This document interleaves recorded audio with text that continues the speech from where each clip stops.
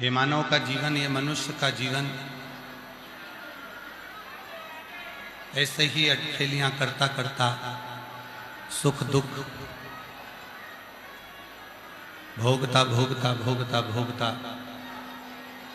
एक दिन उस परमात्मा देव अधिदेव महादेव के चरणों तक पहुंच ही जाता है, उसके चरणारविंद तक पहुंच ही जाता है। पशुपति नाथ और पशुपति नाथ की कथा को श्रवण करते करते आप और हम धुंधुमुख की कथा को श्रवण कर रहे थे, जिसका बेटा हो गया था धुंधुमुख।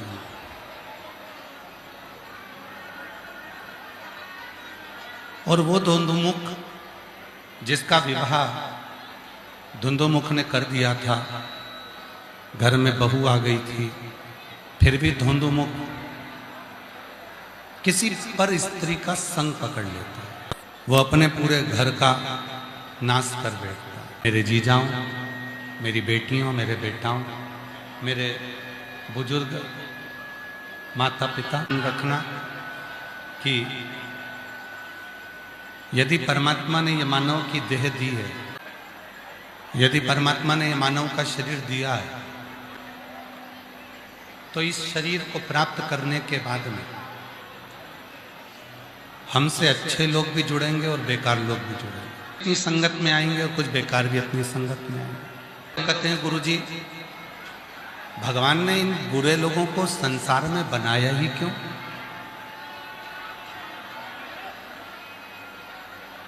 भगवान को बनाना था तो सब अच्छे अच्छे लोग बना देते, फिर संसार में बुरे लोगों को क्यों बनाया गया? बुरे लोगों को बनाने का कारण क्या था? इनमें प्रश्न आता है कि भगवान ने सब अच्छे लोगों को क्यों नहीं बनाया, भगवान ने बुरे लोगों को भी क्यों बना दिया? उसी तरह मां पार्वती जी ने भी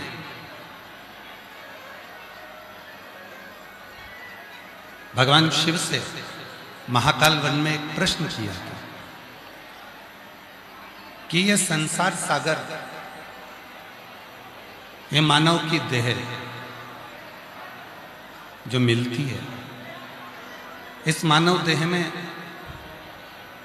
अच्छे भी आते हैं और बुरे भी आते हैं, और व्यक्ति को सबका सामना करना पड़ता है। अच्छे लोगों का सामना भी व्यक्ति करता है और बुरे लोगों का सामना भी व्यक्ति करता है। पर जो अच्छा होता है, अगर वो अपनी अच्छाइयों पर चलता रहता है तो जितने भी बुरे लोग उसके साथ में आते हैं वो एक ना एक दिन दूर हटते चले जाते हैं। और जो बुरा व्यक्ति होता है उसके पास में अगर कोई अच्छा व्यक्ति पहुंच भी जाता है तो वो बुरा उस अच्छे को संग पकड़कर बुरा बनाने का प्रयास करता है। पर यदि उस अच्छे व्यक्ति का किया गया सत्संग, उस अच्छे व्यक्ति का किया गया अच्छा कर्म प्रबल होता है तो वो बुरे को भी एक दिन अच्छा बनाकर रख देता है, वो बुरे को भी श्रेष्ठ। ये 3.5 करोड़ रोम छिद्र मनुष्य के शरीर में 21,600 श्वास रोज प्रतिदिन निकलती है। ऐसा कोई दिन नहीं जाता जिस दिन आपकी 21,600 श्वास नहीं निकलती। 21,600 श्वास रोज मनुष्य की निकलती।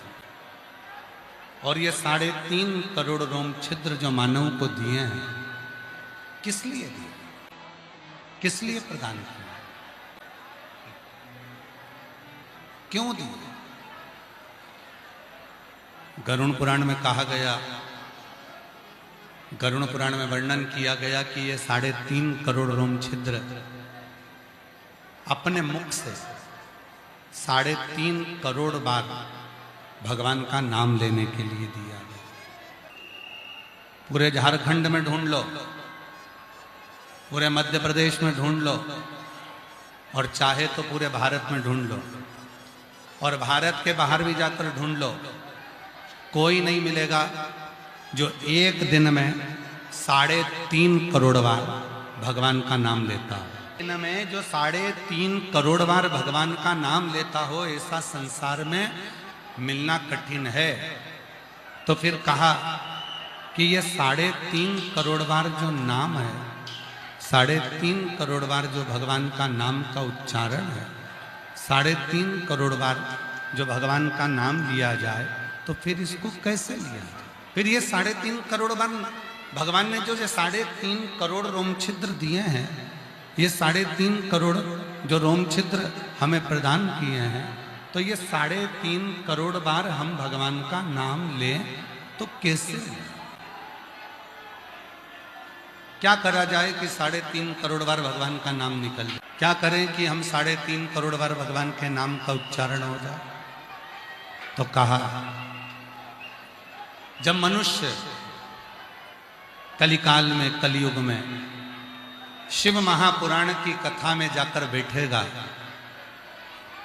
और लाखों भक्त जब एक साथ भगवान शंकर के नाम को लेंगे, वो नाम लेते से ही आपस में वो शब्द टकराएंगे, टूटेंगे और वो शब्द 3.5 करोड़ के रूप में प्रसिद्ध होकर उस मनुष्य देह का कल्याण कर।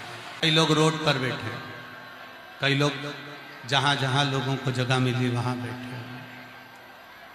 अब जरा विचार करिएगा, मान लो आप 2 लाख, 4 लाख, 5 लाख, 6 लाख, 8 लाख, आज की स्थिति देखकर तो ऐसा लग रहा है कि 7 से 8 लाख शिव भक्त रांची की कथा में पहुंचे। आप लोग इतनी संख्या में आए हो और एक साथ मिलकर जब अपन श्री शिवाय नमस्तुभ्यम कहते हैं, जब एक साथ मिलकर अपन भगवान का भजन करते हैं, जब एक साथ मिलकर अपन भगवत नाम का स्मरण करते हैं, हम आपको बार बार कहते हैं कि साथ में बोला करो।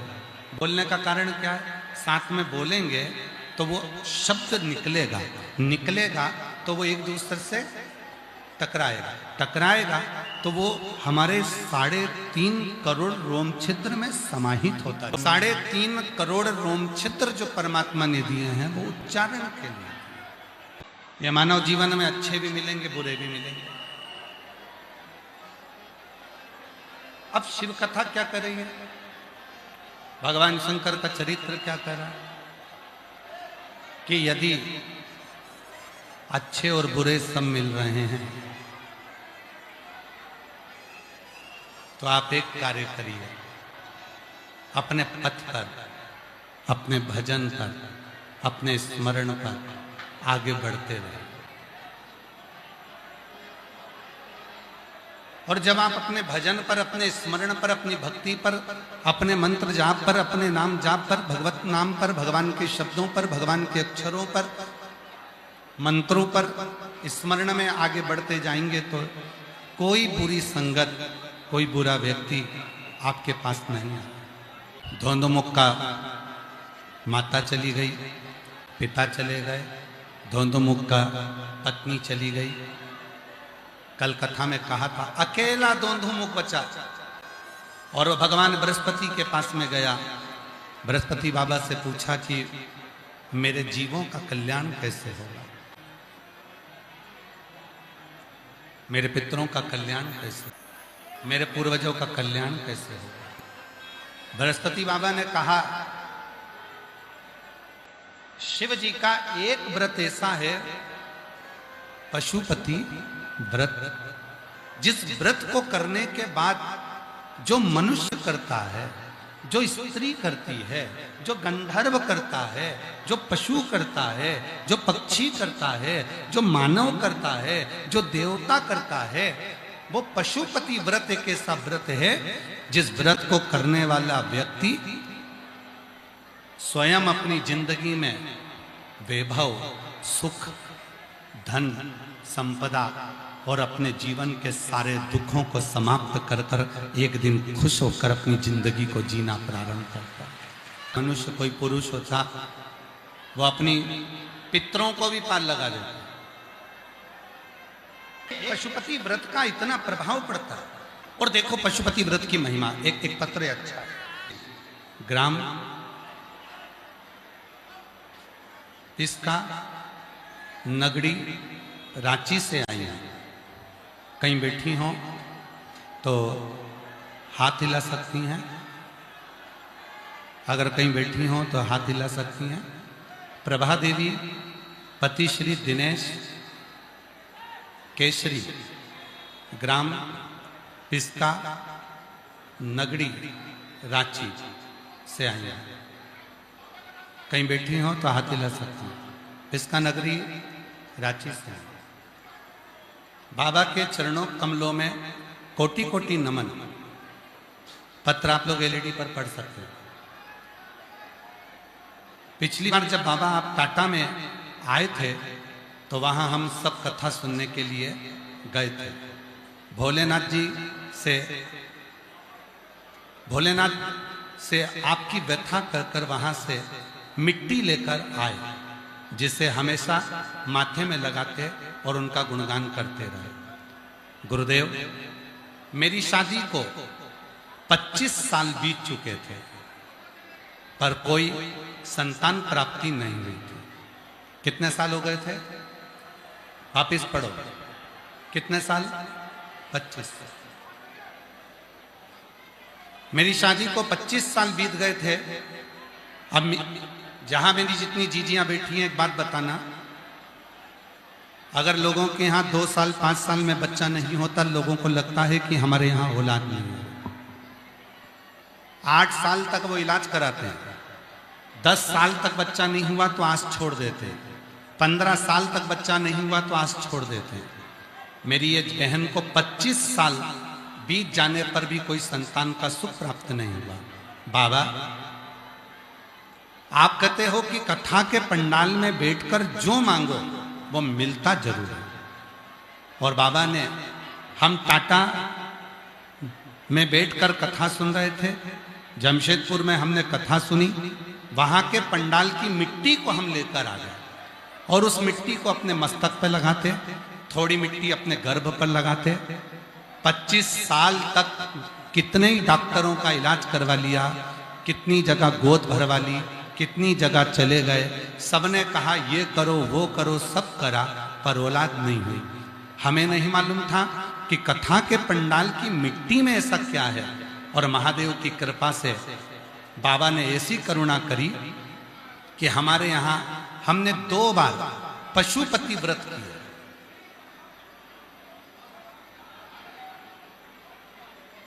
2 बार पशुपति व्रत किया, 2 बार सफेद आंकड़े की जड़ का प्रयोग करा। बाबा, ऐसी कृपा हुई। हमने तो सुना था कि पशुपति व्रत करने वाले को भगवान देता है, पर हम खुद बैठकर कहते हैं 25 साल के बाद बाबा ने वो खुशी दी है जिसका इंतजार था। बाबा ने एक नहीं 2 पुत्र रत्न 25 साल के बाद हमको प्रदान कर। यहाँ से जाने के बाद जब अगली कथा आपके नजदीक में हो तो इस व्यासपीठ पर आपका भी पत्र हो कि मेरे बाबा ने मुझे 3 महीने में। और जितनी मेरी जीजियां बैठी हैं, जितने मेरे जीजा बैठे हैं, जितनी मेरी बेटियां बैठी हैं, जितने मेरे बेटा, मेरे बुजुर्ग माता पिता जितने बैठे हैं, ध्यान रखना, एक पशुपति व्रत भी हमारे जीवन को सुख प्रदान कर देता है। कितने सोमवार का व्रत होता है? सब बोलो। 5 सोमवार। कितने दिए लगते हैं? 6। मंदिर में कितने दिए जलाए जाते हैं? 5। घर के दरवाजे पर कितना दिया जलता है? 1। प्रसाद बनकर जाता है, उसके कितने हिस्से होते हैं? 3। अगर बीच में कहीं रजस्वला धर्म आ गया, कहीं जाना पड़ गया, घर में कोई कार्य आ गया, कहीं आप बाहर चले गए, तो उस व्रत को छोड़ दिया जाता है, फिर अगला करा जाता है। पर गिनती के होते 5 ही हैं। सुबह जो पूजन की थाली मंदिर जाती है, वही थाली शाम को मंदिर जाती है। शाम को प्रसाद बनकर जाता है, मंदिर में 3 हिस्से हो जाते हैं, दिए 6 रखा जाते हैं, 5 दिए प्रज्वलित करे जाते हैं, 1 दिया वापस अपनी थाली में रखा जाता है, प्रसाद का 1 हिस्सा अपनी थाली में रख कर लाते हैं, बाबा से अपने विनय कर कर आते हैं, विनती कर कर आते हैं। 5 सोमवार। और हम तो यहां तक कहेंगे, हर 5 महीने में, 6 महीने में, 4 महीने में, 3 महीने में एक बार पशुपति व्रत घर में करते रहना चाहिए। घर का कोई भी एक व्यक्ति भी अगर पशुपति व्रत करता है तो पूरे घर के लोगों को उसका लाभ जरूर मिलता है। पशुपति व्रत का इतना, एक व्यक्ति भी अगर कर रहा है तो उसका लाभ, उसका सुख मिलता। पहला व्रत पशुपतिनाथ का जब करा जाता है, पहला सोमवार, मंदिर पर पूजन कर कर प्रसाद का एक हिस्सा लेकर, एक दीपक लेकर, जब आप दरवाजे के राइट हैंड पर अपने सीधे हाथ की ओर दरवाजे के सामने बैठती हो, दीपक को जलाते समय जिस कामना से आपने पशुपति व्रत किया है उस कामना को अपने हृदय से बोलना चाहिए। बाबा, आज मेरा पहला व्रत है, मेरे भोलेनाथ, मेरे देवघर वाले बाबा वैद्यनाथ, हे मेरे पहाड़ी महादेव, हे मेरे सुरेश्वर महादेव, हे मेरे भोलेनाथ, आपकी कृपा से आज मैंने पहला व्रत किया। बाबा, मेरे इस व्रत को स्वीकार कर। बाबा, मेरे इस व्रत को स्वीकार करना, और बाबा आपकी कृपा से मेरा ये व्रत सफल हो, ऐसी करुणा करना। शिव महापुराण में वर्णन किया गया है कि दुनिया के सारे पापियों को इकट्ठा करो और प्रसिद्ध प्रसिद्ध पापियों की पूरी पाप को एक जगह पर इकट्ठा करो,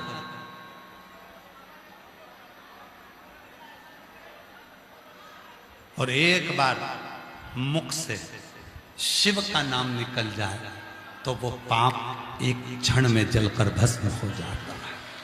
एक क्षण। और मुख से श्री शिवाय नमस्तुभ्यं कहा। हम क्यों कहते हैं आप लोगों को कि अपने अपने घर के दरवाजे पर श्री शिवाय नमस्तुभ्यं का एक स्टिकर चिपका दो, अपनी गाड़ी पर श्री शिवाय नमस्तुभ्यं लगा दो। श्री शिवाय नमस्तुभ्यं शिव महापुराण की विद्धेश्वर संहिता में लिखा है। ये वो मंत्र है जिस मंत्र का केवल उच्चारण करने पर अपनी 71 पीढ़ी में भी अगर किसी ने कोई भूल से भी पाप करा होता है तो वो नष्ट हो जाता है। घर के दरवाजे पर श्री शिवाय नमस्तुभ्यं का एक स्टिकर लगा दो, श्री शिवाय नमस्तुभ्यं लिख दो। क्या होगा?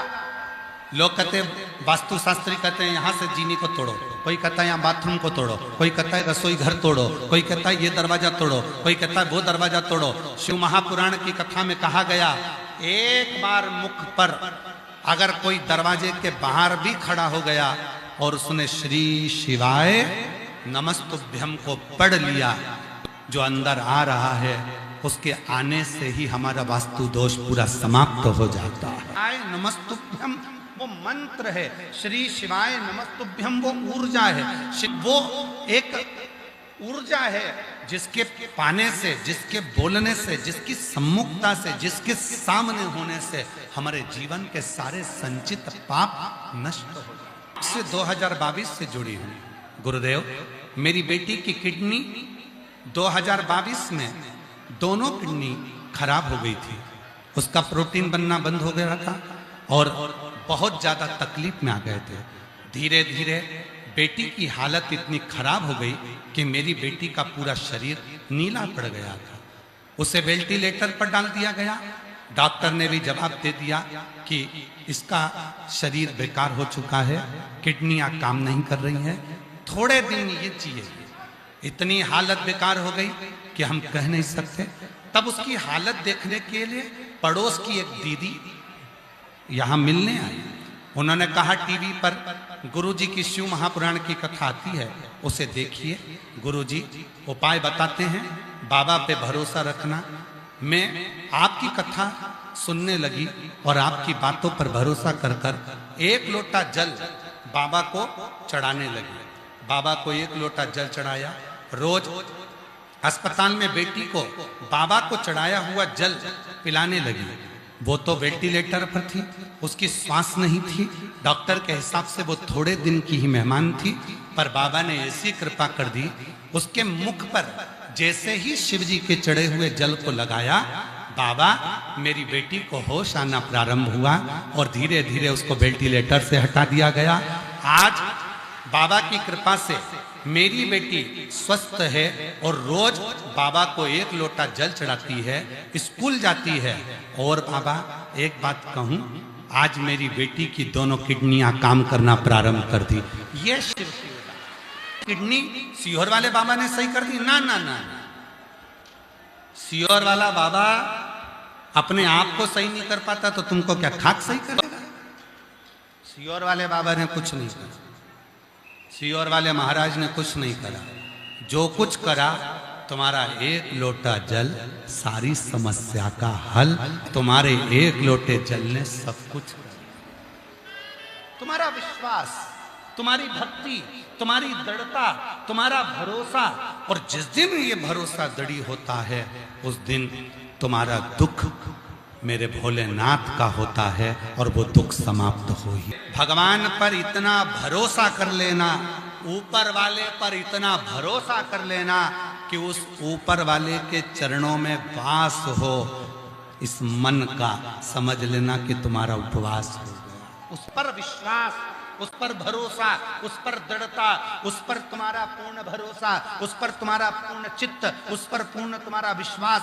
तुम जो 1 लोटा जल चढ़ाने के लिए शंकर जी के मंदिर जाती हो, तुम जो 1 लोटा जल चढ़ाने के लिए शंकर के मंदिर में पहुंचते हो, जल चढ़ाते समय तुम्हारा भरोसा इतना दृढ़ होना चाहिए कि मेरा दुख आज मेरा बाबा काट कर रहेगा तो मेरा शंभू तुम्हारा दुख काट कर ही रहेगा। कहा फिर कहते हैं, घड़ी बेकार हो गई है, किराने की दुकान पर लेकर मत जाओ। सुधारने के लिए घड़ी बेकार हो गई है तो कपड़े वाले की दुकान पर लेकर मत जाओ। ये हम पहले भी बोल चुके हैं, आज फिर बोल रहे हैं। झारखंड रांची की पवित्र कथा, घड़ी बेकार हो गई है, किराने वाला सही नहीं करेगा। घड़ी बेकार हो गई है, कपड़े वाला सही नहीं करेगा। घड़ी बेकार हो गई है तो तुम्हारा मोबाइल वाला सही नहीं करेगा। घड़ी बेकार हो गई है, फ्रिज वाला सही नहीं करेगा। घड़ी बेकार हो गई है तो सब्जी वाला सही नहीं करेगा। घड़ी की दुकान पर लेकर जाना पड़ेगी। उसी तरह घड़ी किसने बनाई, समय किसने बनाया? समय हमारे यहाँ कहते हैं उसको काल अधिपति, काल मतलब घड़ी, काल मतलब समय, और काल का जो अधिपति है उसका नाम है महाकाल। तो घड़ी किसने बनाई? शिव ने। समय किसने बनाया? शिव ने। वार किसने बनाए? शिव ने। नक्षत्र किसने बनाया? शिव ने। तिथि किसने बनाई? शिव ने। ये आज कथा की शिवरात्रि है, कल कथा सुबह 8 बजे से 11 बजे हो जाएगी और 11 बजे के बाद कथा विराम हो जाएगी। कल कथा का समय पंडाल में सुबह 8 बजे से 11 बजे रहेगा। कल सुबह कथा 8 से 11 हो जाएगी और टीवी पर 1 बजे से 4 बजे तक आएगी। का कितना भी पाप कर्म है, हमारे जीवन में कितनी भी तकलीफ है, हमारे जीवन में कितना भी कष्ट है, हमारे जीवन में कितना भी दुख है, शिव महापुराण की कथा कहती है। कितना सुंदर संवाद देखिएगा। जितने असुर मरे, जितने असुर मरे, जितने असुर मरे, उन असुरों को देवताओं ने मोक्ष दिया। राम जी के हाथ से जो असुर मरे वो भी मोक्ष पाए, भगवान कृष्ण के हाथ से जो असुर मरे वो भी मोक्ष पाए, वो भी मुक्ति पाए। पर भगवान शंकर के हाथ से जितने असुर मरे, जितने असुर मरे, भगवान शंकर ने पूछा तुम्हारे प्राण छूट रहे हैं, मोक्ष चाहिए? असुरों ने कहा नहीं। फिर क्या चाहिए? बस आपके कैलाश का वास दे दीजिए, मैं आपके चरणों में रहूं, जहां मेरा शिव रहे उसके चरणों में मेरा निवास हो, बस ऐसी कृपा कर दीजिए। हमें मोक्ष नहीं, मोक्ष नहीं। इसको कहते हैं शुद्ध भाव, इसको कहते हैं शुद्धता का भाव। लोग कहते थे अरे वो बाबा बहुत सिद्ध है, खूब चर्चा चलती है, वो बाबा बड़ा सिद्ध है, वो सब जानता है, वो आगे का भी बता दे, पीछे का भी बता दे, ये भी बता दे, वो भी बता दे, वो बहुत उसके शिष्य हैं, बहुत बड़े बड़े उसके चेले हैं, वो सब जानता है, वो सिद्ध है। फिर कहा एक पहाड़ पर वो बाबा रहता है, वो सिद्ध है। फिर कहा एक वो वहां रहता है, वो सिद्ध है। पर शिव महापुराण की कथा कहती है सिद्ध होना सरल है पर शुद्ध होना कठिन है। सिद्ध कोई भी बन सकता है पर शुद्ध कोई नहीं बन पाता। शुद्ध वही बन पाता है जिस पर मेरे देव अधिदेव महादेव की कृपा होती है, करुणा होती है, दया। वो सिद्ध नहीं चाहिए। कलिकाल में अगर कोई जरूरत है तो सिद्ध की नहीं, शुद्ध की जरूरत। भारत देश में घी को शुद्ध लगाने की जरूरत नहीं पड़ती थी। बोल लगाने की जरूरत पड़ती थी? बस कहा जाता था घी लेकर आओ, अंदर जाते थे, घी का भगोना लेकर आते थे, यज्ञ चालू हो जाता था। आज के जमाने में ट्रेक लगाना पड़ता है। शुद्ध घी मतलब नकली बहुत चल रहा है, इसलिए शुद्ध लिखना पड़ रहा है। प्योर कॉटन मतलब प्योर कॉटन लिखना पड़ रहा है, मतलब नकली चल रहा है। शुद्ध दूध, दूध की थैली पर भी लिखा होता है शुद्ध दूध, मतलब दूध भी नकली चल रहा है। सिद्ध तो बहुत हैं पर शुद्ध नहीं मिल पाते। शिव महापुराण की यही कथा कहती है आपको और हमको सिद्ध नहीं बनना, आपको और हमको शुद्ध बनना है। एक लोटा जल चढ़ाकर बाबा के हो जाना है और बाबा को अपना बना। शरीर को कहते हैं जीव। जम के बोलो, क्या बोलते हैं? जीव। फिर से बोलिए, क्या कहते हैं? जीव। इस शरीर को, मानव देह को जीव। किराए का मकान है शरीर, मिलाए आत्मा रह रही है। रोज किराए के मकान को साफ करना पड़ता है। कभी कभी खिड़कियां बेकार हो जाती हैं तो इन खिड़कियों को भी बदलना पड़ता है। कभी कभी किराए के मकान का दरवाजा भी खराब हो जाता है, उसको भी बदलना पड़ता है। कभी कभी किराए के मकान के पूरे छप्पर भी उड़ जाते हैं, संभालना पड़ता है। पर अंत किसके लिए? हमने किसके लिए जोड़ा, हमने किसके लिए संभाला इस किराए के मकान को? उस शिव के, ओगरदानी से जाओगे, जब लोग पूछेंगे कहां गई थी कथा में, क्या करने गई थी कथा में? कथा सुनने। क्या सुना कथा में? क्या लेकर आई कथा से? क्या ग्रहण करा कथा में? कहा इतना भीड़ था, इतना भीड़ था, इतना भीड़ था कि महाराज तो दिखा ही नहीं। फिर कथा में गई क्यों? जब महाराज ही नहीं दिखा तो कथा में गई क्यों थी? तो कहा महाराज को देखने थोड़ी ना गई थी। तो फिर जो भक्त शिव पुराण की कथा सुनकर जाते हैं उनके मुख का मात्र दर्शन कर लो तो हजारों हजारों अश्वमेध यज्ञ का फल प्राप्त हो जाए।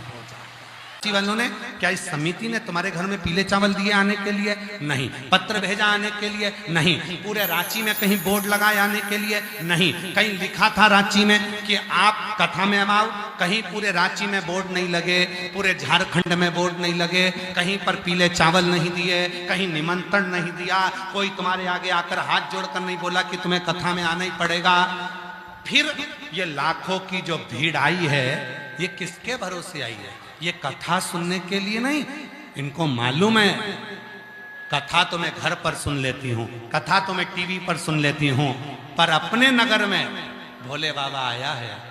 अगर एक शिव भक्त का भी, कथा सुनने वाले का भी मुख का दर्शन हो गया तो मेरी जिंदगी का सारा दुख कट गया और मुझे सुख की अनुभूति। लोग समझते कुछ हैं और बताते, जैसे एक पति बीमार पड़ गया, एक पति बीमार पड़ा तो पत्नी उसको डॉक्टर साहब को दिखा दिखा के परेशान हो गई, तो अब की बात आयुर्वेदिक डॉक्टर के पास लाई। डॉक्टर साहब को दिखाया, डॉक्टर साहब मेरा पति का घुटना दुखता है, कमर दुखती है, पैर दुखता है। डॉक्टर साहब ने देख लिया, पत्नी से कहा देखो हमने तुम्हारे पति को चेकअप कर लिया है, देख लिया है, हम ये दवा दे रहे हैं, पति को कूट कूट के देना। हम ये दवा दे रहे हैं, पति को कूट कूट के देना। पत्नी ने दवा ली, घर पहुंच गई। पति को जितनी बार दवा देती थी उतनी बार कूटती थी।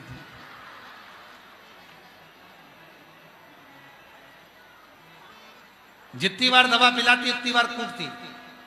पति कहता कि मुझे क्यों कूट रही है? पत्नी कहती तुमको मालूम नहीं है, डॉक्टर साहब ने कहा था दवा जब दो पति को कूट कूट के देना। पति बोला मुझे कूटने को नहीं बोला था, दवा को कूटने को बोला था। नहीं, मैं तुम्हारी बात नहीं मानूंगा, मैंने तो डॉक्टर की बात मान ली। 15 दिन के बाद डॉक्टर ने वापस बुलाया था, वो पति को वापस लेकर गई।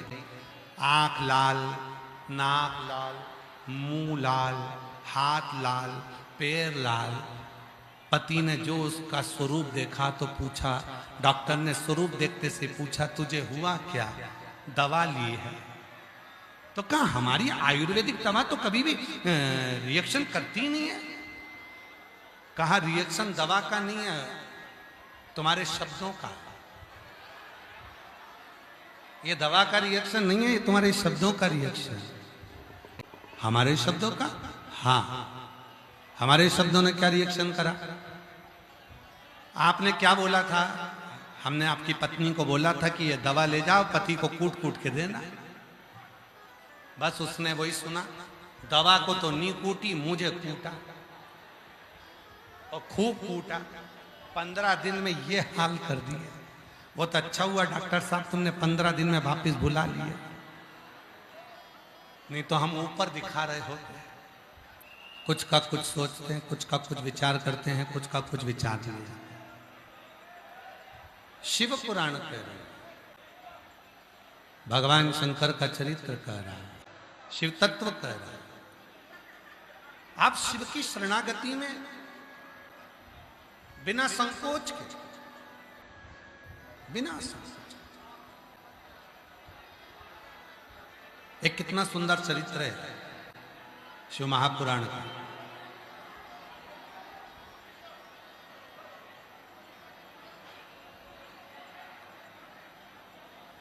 जब भगवान श्री विनायक का सिर कट गया,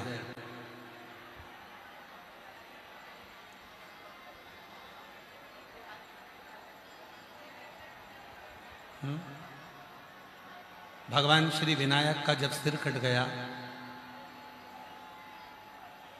माता पार्वती जी के मुख से निकल गया, हे गंगा मैया,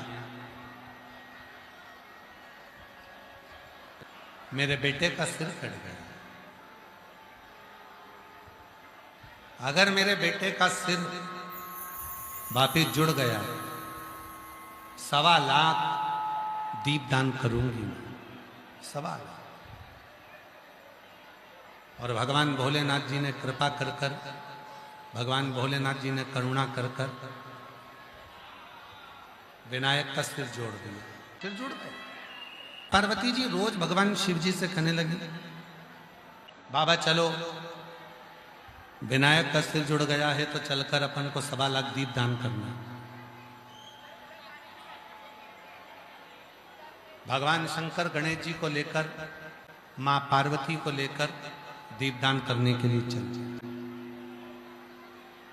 दीपदान करने पहुंच गए। अब गंगा जी तो निर्मल बह रही है, बहुत तेज प्रभाव है गंगा जी का। गंगा जी का बहुत तेज प्रभाव है। तो गणेश जी महाराज को माता पार्वती जी ने गंगा जी से थोड़ी दूरी पर ले जाकर बिठा दिया। पार्वती जी ने शिव जी से कहा, भोले बाबा आप दीप जला जला कर देते जाओ, मैं गंगा जी में छोड़ती जाती। शंकर जी दिया लगाएं, पार्वती जी को दे, पार्वती जी गंगा जी में छोड़ती जाए। अब गंगा बह रही थी ऐसी, पार्वती जी का मुख था उधर, शिव जी का मुख था उधर, गणेश जी धीरे धीरे पीछे से चलकर आए और गंगा जी में पांव डालकर बैठ गए।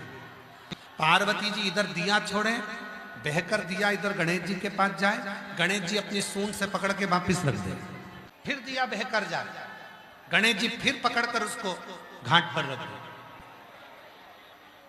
बार बार दिया बहता जाता है, बार बार पकड़ते हैं।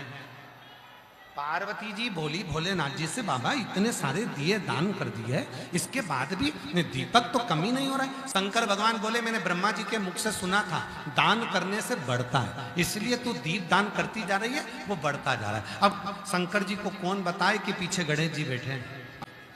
तुम जितने दिए छोड़ रहे हो वो पकड़ पकड़ के घाट पर रखते जा रहे हो।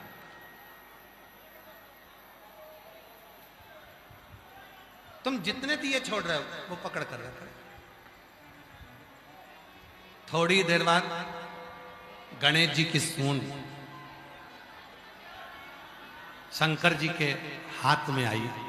शंकर जी समझ गए कि ये सारे दिए गणेश जी बढ़ा रहे हैं।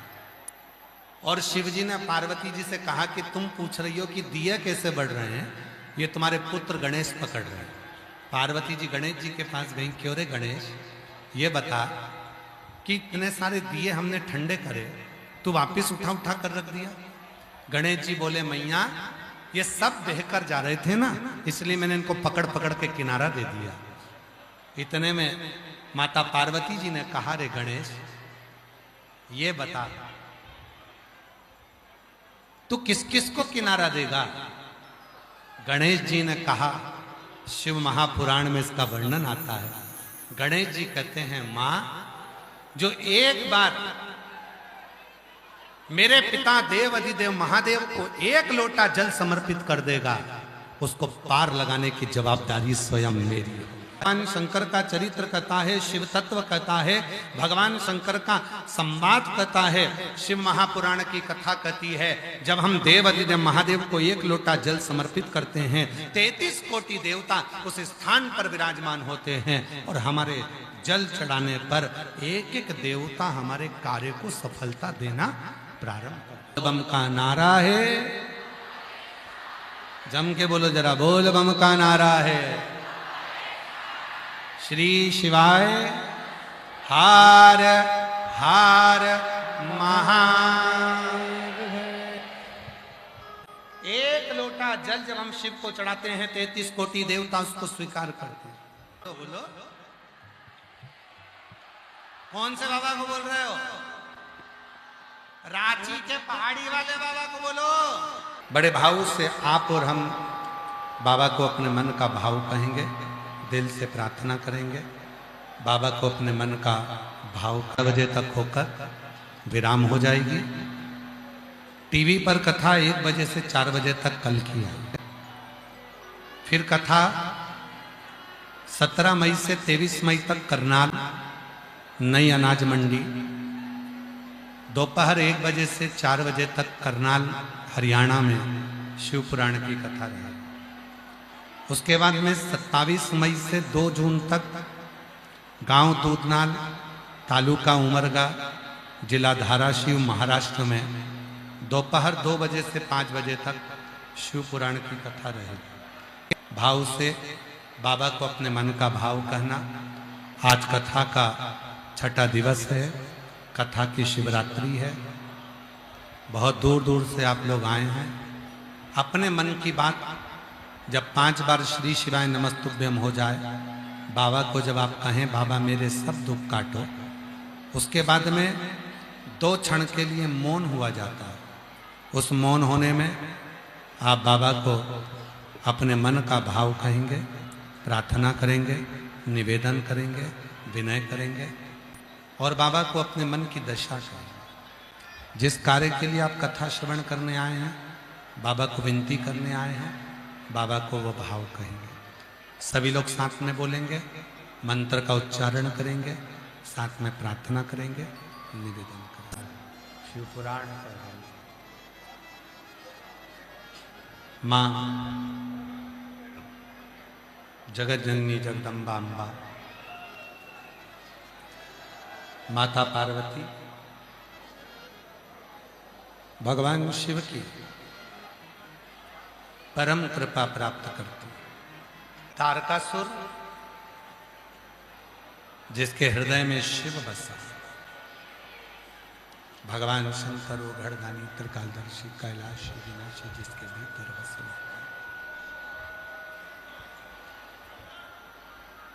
एक तारकासुर का चरित्र,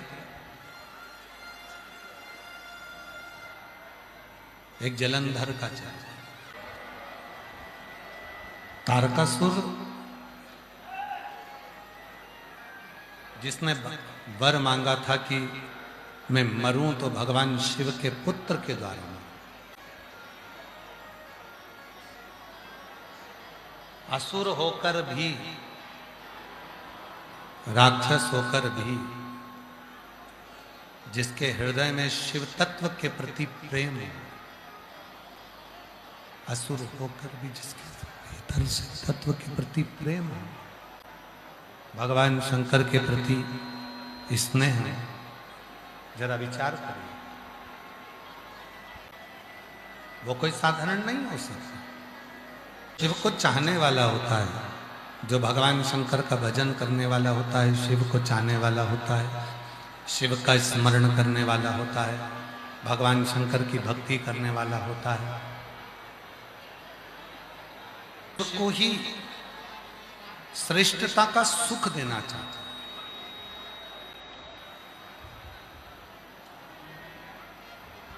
भगवान शंकर को ही सर्वस्व सुख प्रदान करना चाहता है। हमने कई जगह पर देखा है मंदिरों में,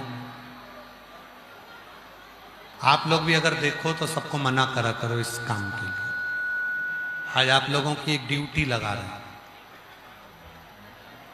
पहली बार आप लोगों को कोई काम दे रहे हैं कि मंदिर जाया करो तो एक काम जरूर करा करो।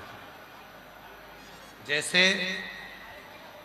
ये भगवान शंकर का शिवलिंग है, ये जलाधारी है, पानी चढ़ाते हो या घूमकर पानी नीचे की ओर जाता है।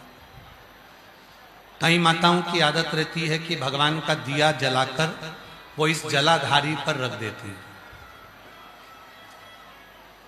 कई माताओं की आदत रहती है अपनी पूजन की थाली भी इसी जलाधारी पर रख देती है।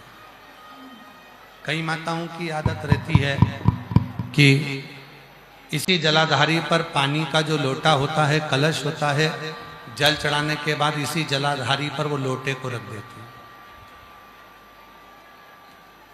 नहीं, ये शिव है। ये जो जलाधारी है, ये भगवान शंकर की जो शिवलिंग रखा हुआ है, जो ये जलाधारी है, ये भगवान माता जगज्जननी जगदम्बा पार्वती जी का हस्त कमल, माता पार्वती जी का हस्त कमल है। इसी जलाधारी के ठीक सामने से जो जल बह रहा है, राइट में गणेश जी, लेफ्ट में कार्तिकेय जी, बीच में अशोक सुंदरी। शिव जी के ऊपर जो पानी ऊपर से जो बूंद बूंद कर कर गिरता है, वो शंकर भगवान की 5 बेटियां जया, विषहरा, श्यामली बारी, दौतली और देव। कभी भी कोई भी अगर जल चढ़ाकर यहाँ कलश रख दे, जल चढ़ाकर यहाँ पर कोई पूजन की थाली रख दे, जल चढ़ाकर कोई वस्तु यहाँ रख दिया, तो वो श्रेष्ठ नहीं, वो श्रेष्ठ नहीं। आप उसको मना करा करो कि भाई ये शंभु शंभु शंभु शंभु शंभु शंभु शंभु शंभु शंभु। जल चढ़ाकर कोई लोटा यहाँ रख दे, कोई पूजन का सामान यहाँ रख दे, मना करा। ये पार्वती जी का हस्त कमल। यहाँ पर ये क्यों कहते हैं आप लोगों को कि शिव जी को एक लोटा जल चढ़ाकर चढ़ा हुआ जल जो बहकर आता है, उस जल का आचमन करा करो, उसको पिया करो। क्यों कहते हैं? क्योंकि जब शिव जी पर हम जल समर्पित करते हैं तो ये सारे जो स्थान है माता जगज्जननी जगदम्बा का, 64 योगिनियों का, 33 कोटि देवताओं का, शिवलिंग में विराजमान सभी देवी देवताओं का, ग्रहों का जो जल होता है, वो आचमन करने से हमारे रोग, हमारी तकलीफें, हमारे दुख, कष्ट हो जाते हैं, हमारा दुख समाप्त हो जाता है, हमारा कष्ट समाप्त हो जाता है, हमारी तकलीफ है समाप्त हो जाती है। ए भाई इनको सुनो ना आके तुम लोग, तकलीफें समाप्त हो जाती हैं, कष्ट समाप्त हो जाता है, दुख समाप्त हो जाता है, तकलीफें समाप्त हो। क्यों कहते हैं? शिव का चढ़ा हुआ जो जल है वो हमारे जीवन में एक ऊर्जा देता है। एक पत्र है, अच्छा मैंने सुना है कि सियोर वाला बाबा कथा कहता है, पंडाल में बैठकर जो मांगो वो मिलता है। तुम अपने दामाद के लिए मांग लो ना कि उनकी नौकरी लग जाए। बाबा मैंने कुछ नहीं मांगा, केवल अपने दामाद के लिए मांगा और 3 महीने भी नहीं हुआ बाबा, बाबा की कृपा से उनका रिजल्ट आ गया और हजारीबाग सदर में कल्याण पद पर मेरे बेटे की, मेरे दामाद की नौकरी लग गई। मैं बाबा को यहाँ प्रणाम करने के लिए आई हूँ। अगला पत्र है ग्राम तेतुलमारी PST ग्राउंड, धनबाद। पापा का नाम है श्री राजू गुप्ता, माता का नाम है श्री मंजू देवी, बेटे का नाम है विकास कुमार गुप्ता। मेरा बेटा विकास कुमार गुप्ता 8 सालों से सरकारी नौकरी के लिए पढ़ाई कर रहा था, लेकिन कहीं भी नौकरी नहीं लग रहा था। मेरी एक पड़ोस की सहेली ने बताया कि आप पशुपति व्रत करिए, आपका बेटा नौकरी लग जाएगा। एक बार मैंने पशुपति व्रत की तो नहीं लगा, फिर दूसरी बार जब मैं पशुपति व्रत की तो मेरा बेटा का सरकारी नौकरी लग गया। आज वो CRPF में नौकरी कर रहा है। मैं बाबा को यहाँ धन्यवाद देने के लिए आई हूँ, बाबा को प्रणाम करने के लिए आई हूँ। अगला पत्र है शोभा देवी, बेटे का नाम विपिन कुमार साहू, पता झारखंड जमशेदपुर बागबेड़ा, मोबाइल नंबर ये है। मेरा बेटा 2014 से सरकारी नौकरी रेलवे की तैयारी कर रहा था, किसी कारण से मेरे बेटे का सिलेक्शन नहीं होता, वो हार रहा था। फिर जगह जगह उसने एग्जाम दिया तो भी नहीं हुआ, यहाँ तक कि उसने ऐसे ही परीक्षा देते देते ना जाने कितने रुपए लगा दिए तो भी नहीं हुआ। मेरे बेटे का हौसला टूट चुका था, करें तो करे क्या। जब बेटे का हौसला टूट चुका था तब मेरे घर के पास में ही किसी ने कहा कि बाबा कहता है कि 1 लोटा जल चढ़ाओ और अपनी मेहनत को 4 गुना बढ़ाओ। बाबा बेलपत्री की बीज वाली पत्ती पर शहद लगाकर बाबा को नमन करो। आज मैं बाबा को धन्यवाद देने के लिए आई हूँ। 15 नवंबर 2025 को मैं देवघर कथा सुनने के लिए पंडाल में गई और बाबा की कृपा से कथा सुनकर आई और मेरे बेटे का रेलवे में ज्वाइनिंग हो गया। मैं बाबा को यहाँ प्रणाम करने के लिए आई हूँ। ये शिव तत्व है, ये शंकर की उदारता, ये शिव की करुणा, ये बाबा ओघड़दानी की कृपा। जय हो बाबा देव अधिदेव महादेव, आपकी कामना पूर्ण जरूर करते हैं। भगवान शंकर आपकी वो मनोकामना पूर्ण जरूर करो, उसे निवेदन करो।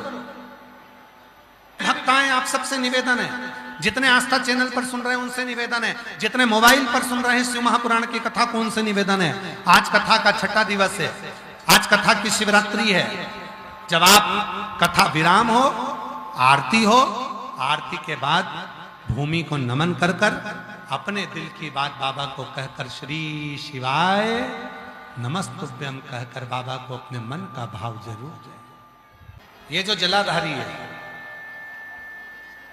जरा समझिएगा सभी लोग, ये जो जलाधारी है, जहां से जल बहकर नीचे की ओर जाता है उसके ठीक विपरीत की ओर तुम्हें बैठना। जहां से जल बहकर जाता है इधर साइड में आपको बैठना है और जो जलाधारी है उस जलाधारी को आपको हाथ से पकड़ना है।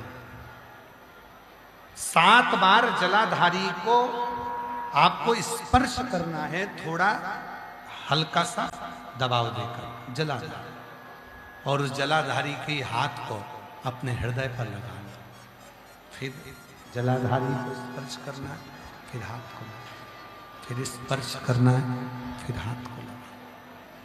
7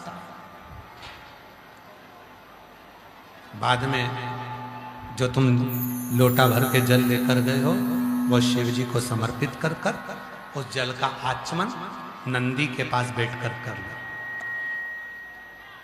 आपको खुद महसूस होगा कि आप लंबा चल सकते हो, हाथ नहीं भराएगी, दम नहीं भराएगा और एकदम श्वास पूर्ण है।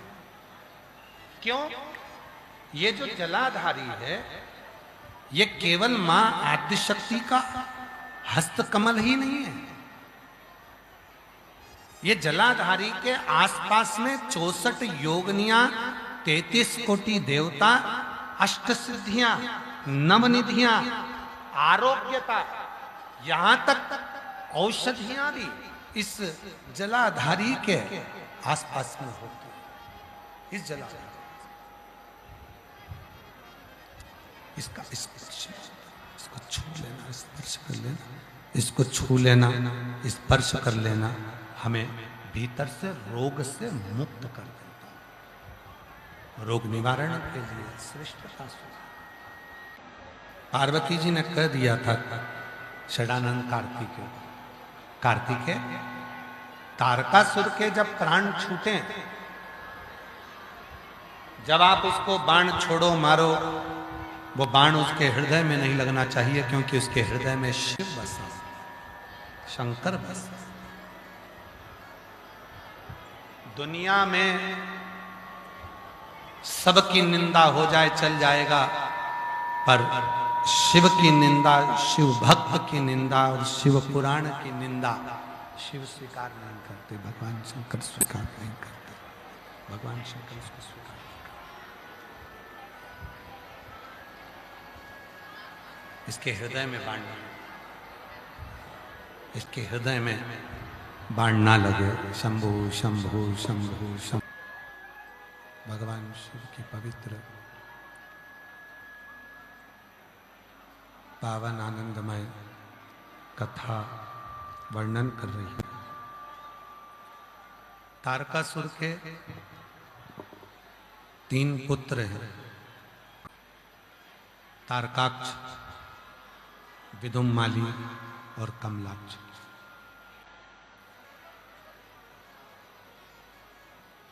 ये तीनों ने तप किया, ये तीनों ने बहुत घोर तप कर तीनों ने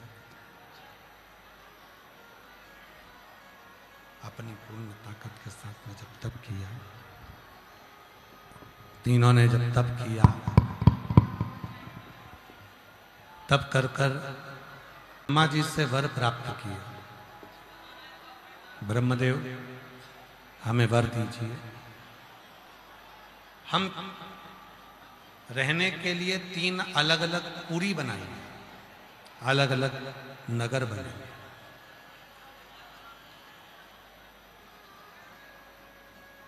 उसके राजा बनकर हम बैठे हैं। कितना सुंदर कहा है शिव महापुराण में, जो हम भगवान शिव को जल चढ़ाते हैं या भगवान शंकर के मंत्र का जप करते हैं या शिव जी के मंदिर में जाते हैं, शिव महापुराण की कथा में जाते हैं, भगवान के मंत्र का जप करते हैं, भगवान का भजन करते हैं, ये हमारे जीवन का कवच है।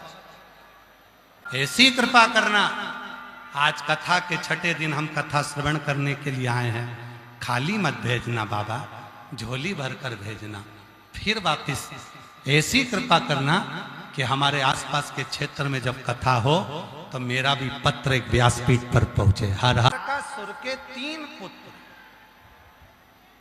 तारकाक्ष, विदुम्माली, कमलाक्ष, तीनों ने बाबा से कहा मेरी 3 नगरी बस जाए।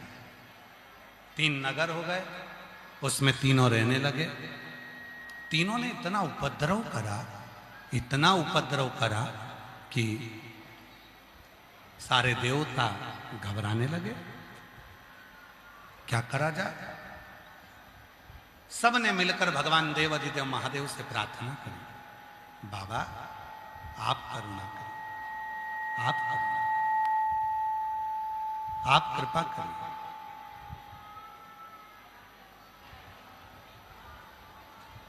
आप करुणा करें। मैंने पूछा क्या बात है? तीनों ने उपद्रव मचा रखा। ब्रह्मा जी से इनको वर प्राप्त है कि मरेंगे तो तीनों एक ही साथ मरेंगे। आप करुणा, शिव जी ने कहा तुम चिंता मत करो, 33 कोटि देवता पशु बन जाओ, मैं इनका पति बन जाता हूं। अब देखिए जरा, परसों के दिन कथा चल रही थी तो उस कथा में कहा संसार का पति होता है जो प्राण छोड़कर गया आया, कोई अधोगति में चले जाता है, कोई कभी चले जाता है, कोई स्त्री पहले मर जाती है, कोई पुरुष पहले मर जाता है। आजकल तो मृत्यु का तो कोई ठिकाना है। एक पति ये संसार का होता है और एक पति इस आत्मा का वो परमात्मा होता है। ये आत्मा का वो पति है परमात्मा। शिव जी ने कहा मैं तुम्हारा पति बनता हूं, तुम सब पशु बन जाओ। भगवान शंकर ने एक बड़े नंदी का रूप ले लिया, देवताओं को पशु बनाकर आगे दौड़ाया। तीनों के महल में पशु बनकर देवता प्रवेश करे।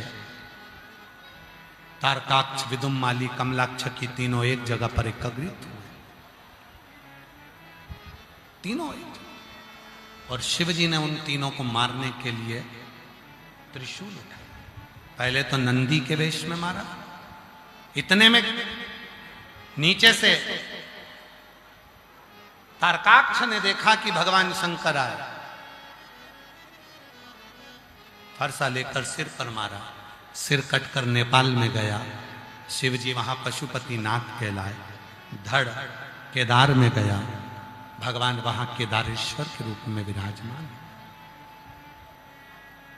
पशुपति के रूप में शिव भगवान शंकर उसी रूप में प्रकट हो गए। त्रिशूल लेकर जो संहार करना प्रारंभ करा।